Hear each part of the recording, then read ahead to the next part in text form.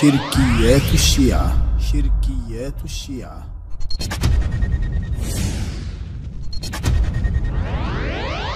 إذا أراد الأخوة أن يتابعوا هذه الروايات في بصائر الدرجات وغيرها من بصائر الدرجات، هذه الروايات مهمة حقيقة في شأن الأئمة عليهم السلام. لا بد أن نقف على بعض شأنهم.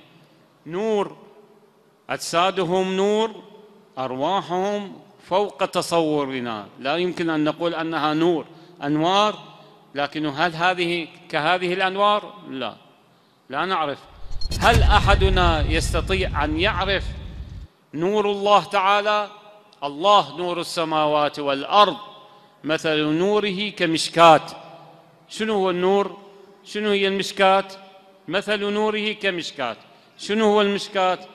ماهية هذا النور لا نعرفه. كذلك المعصوم.